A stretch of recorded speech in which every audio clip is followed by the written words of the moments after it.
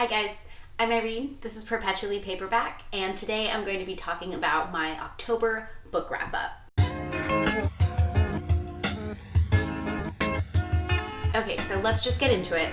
This month I read a total of 5 books, and I'm just going to go ahead and do them in chronological order. I'm trying to streamline my videos a little bit. I've been kind of planning some out for ones next year and how I kind of want to proceed going forward. So hopefully this will be a little bit more like the format that I'm trying to do a little bit more in the coming year. Anyway, the first book I read was The Curse of the Pharaohs by Elizabeth Peters, and it's the second one in the Amelia Peabody series. It is a British whodunit, basically, where it's the second one in the series of Amelia Peabody, and basically she is an Egyptologist, and she is now married in this one. The first one, actually, a lot of people had gripes because there was actually no murder. This one, there is a murder that they are trying to solve.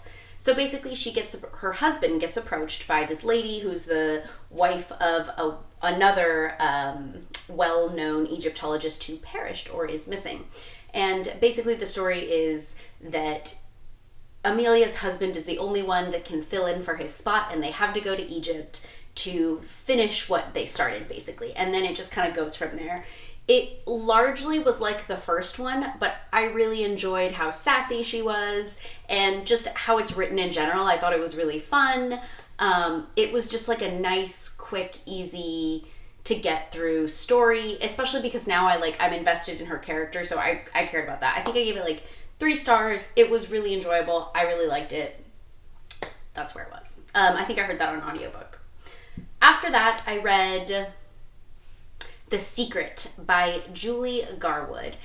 So that's one I actually got at the secondhand bookstore. The girl that works there, that's the one she recommended as her favorite book, and I really, really, really liked it. It's the Highland Lairds trilogy, number 1. The Secret follows these 2 friends that are, one of them is British and the other one is Scottish, and they become friends at an early age and make a promise to each other, essentially, where when one of them gets pregnant and is going to have a baby, the other one will be by her side. So it's essentially the story of that friend's brother, who happens to be the laird of his castle, going to pick up this friend, and they fall in love, and kind of the story goes at that. There is a secret as to why they can't be together, or there's basically a secret that one of the girls has that has to do with her own family and her own lineage, and that's kind of something it basically becomes the impediment of the story somewhat. It was really good, actually. It was, I don't know why I really wanted to read a Highland romance. It was great. It was so good. It was so much fun. The friendships were really great. It wasn't what I expected. It wasn't as smutty as I thought it would be. The story, there was actually a story, and it was good. So that one I actually gave 4 stars too. I heard that on audiobook. I heard it really quickly. And then after that, I was really feeling like I wanted more Highland romance, I guess. So I'd been reading through Tessa Dare's books. So the next one I picked up was When a Scot Ties a Knot.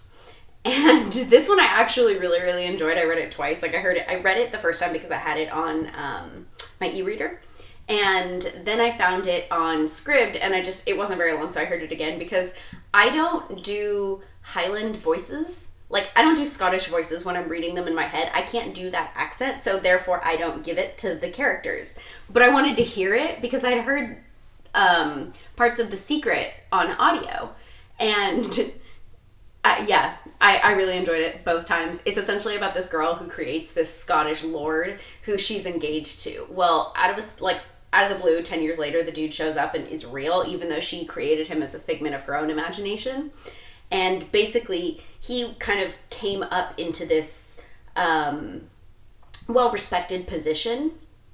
And after he basically got there, he is kind of going to this girl because she's a British landowner in Scotland.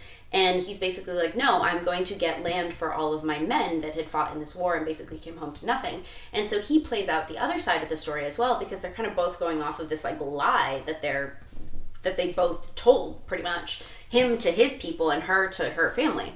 Well, it basically is the story of them kind of meeting each other and how their relationship is going to go. I really enjoyed this one. The characters were great. I liked it actually more than any of the others in the series. Sometimes the issues that the couples have are a little bit, like, I've found some of them in the series not to be my favorite, but she writes characters that I really enjoy, and the male characters especially I really like. This one was just very, very sweet. Very sweet. And it dealt with the main character deals with a lot of like crippling social anxiety, so I thought that was kind of cool in it. It was a different take than what you'd normally get in books like that, so I really enjoyed it. After that, I had my book club choice. So in the book club at home, we all switch off. This time it was my choice, and I picked Once Upon a River by Diane Setterfield. This is the third book that she's written. She wrote The 13th Tale, that I read years and years ago and just absolutely loved it. It was just so atmospheric and so engrossing, and just, I love books about books. This one was, first off, let me say, I did enjoy it, but it was very dense. The prose is very beautiful, but it is a very long, convoluted story. There's a lot of characters. I'm going to do a longer review on this one because it definitely calls for it.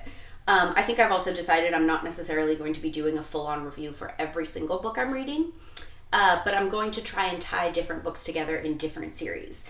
I am still going to be doing full book reviews because this is one that absolutely needs it. It is the story of the river Thames, a little girl, and there's a lot of characters that are intertwined basically, but it's somewhat a metaphor for the story of storytelling.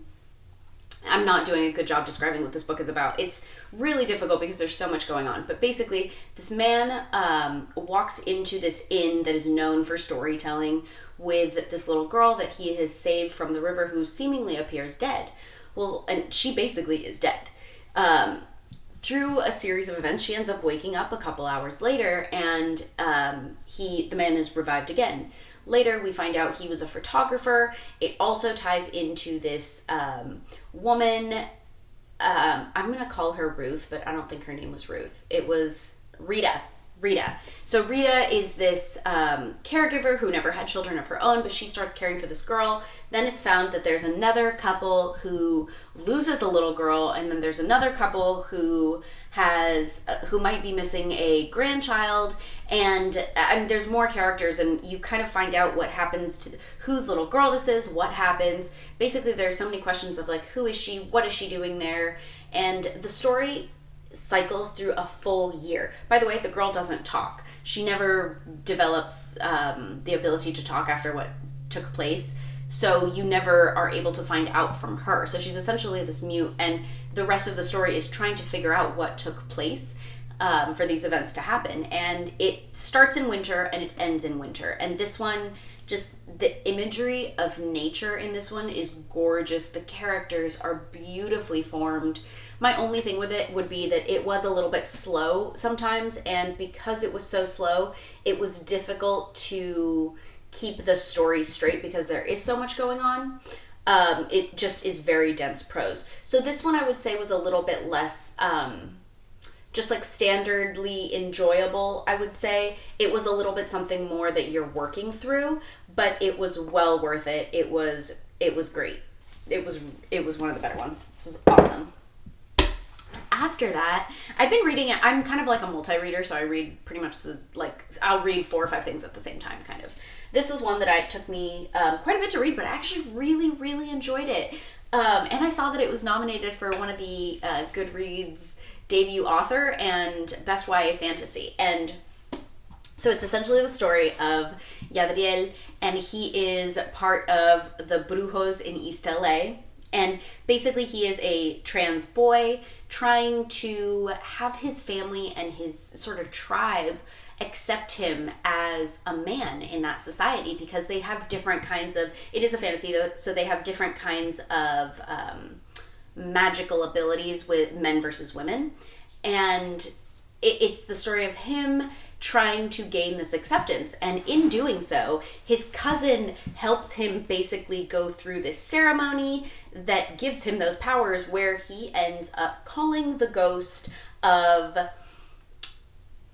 this guy that he goes to school with that's kind of known as this like bad boy, but he's just really this misunderstood, like emotional dude. He's like the Judd Nelson of this book, but like think East LA. Yeah. It was so cute. I wasn't sure if I was going to like it just because of there's actually a really great story in it from the get-go. And it's somewhat of a mystery. I loved it. I loved it all the way through. At some point I was like, oh my god, I think I'm in love with a ghost now. Like, it just is, it's so cute. It progresses really nicely too. I thought it was going to be kind of insta-lovey. It wasn't at all. It was so enjoyable. Just the relationship that he starts to have. My only issue, or my only comment I would say, it wasn't even an issue. Like, I so greatly enjoyed this book. It ended a little bit too neat, if that makes any sense. But that being said, if I was a teenager reading this book, this is the only way that it could have ended for me to be happy about it. So I don't even know if that can be counted as a criticism. Just read this book. Gorgeous. Also, if you get it at Barnes & Noble, I think it was a special edition. They printed this amazing, this is printed on the book itself. It's gorgeous.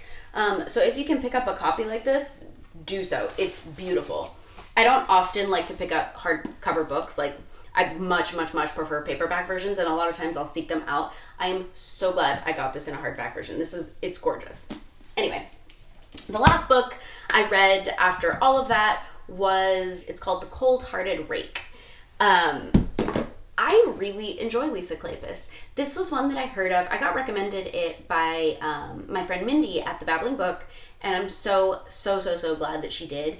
One thing I really like about it, so they're historical romances.